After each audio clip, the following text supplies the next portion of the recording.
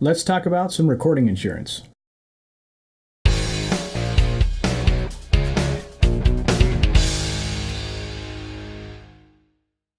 Welcome to my home studio.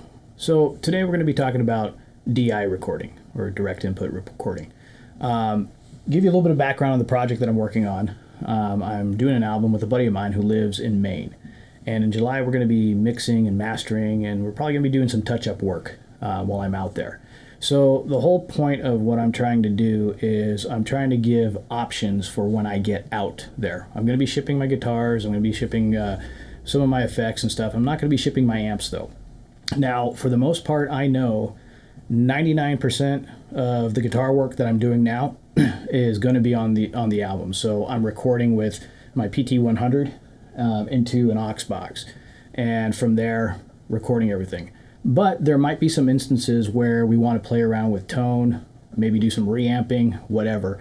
And so I want to be prepared in the event that we do that type of work, that I can quickly and efficiently do it without costing us more time and more headaches in the studio. We have a very limited amount of time, so that's why I kind of want to front load all this work to begin with. So let's talk about a couple things about DI recording.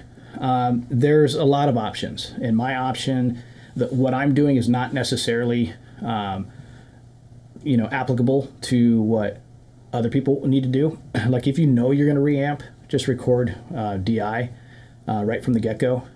If you want to use different types of DAW plugins or whatnot, record DI right from the get-go.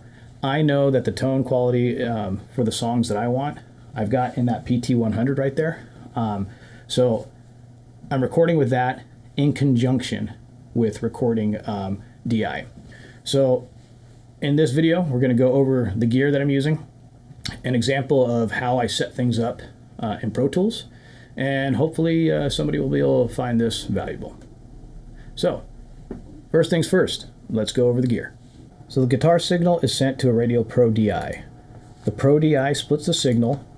One side, the DI side, goes straight into my Apollo Twin, and the other signal goes into my Suhr PT100.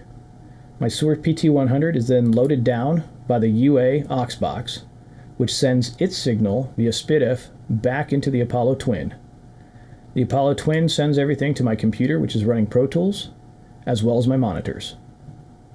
So now that I've explained the signal chain and the gear used, let's go to Pro Tools. I'm going to do a quick dirty demonstration of the recording technique.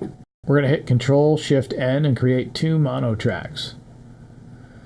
In the past, I've made the mistake of not labeling tracks, so even though this is a quick and dirty demo, I'm going to go ahead and name these tracks.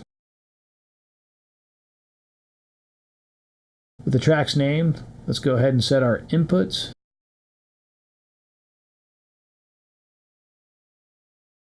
Next, I'm going to hit Control-G to group the tracks. Make sure the correct tracks are grouped together and label the group. Set your globals the way you like. Now I'm going to mute the DI track and arm the amp track for recording.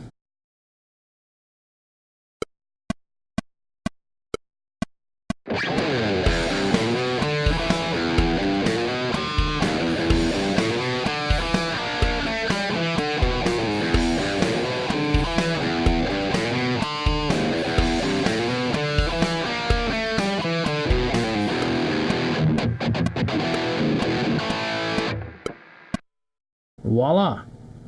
An amp and DI track.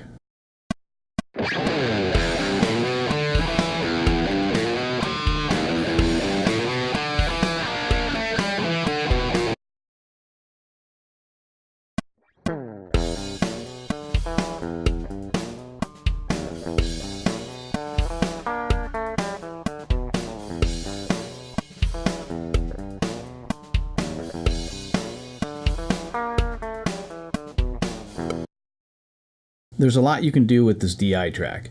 One example outside of reamping is using it to assist with time-based editing. So there you have it, my version of recording insurance. Now, DI recording is very situational. Like I said, there's a bunch of different ways you can accomplish it. This is very specific to my needs. I'll be flying across country to Maine. I want to make sure I have a DI guitar tone that I can reamp if necessary. So, hope you enjoyed this video. Until the next time, keep on playing.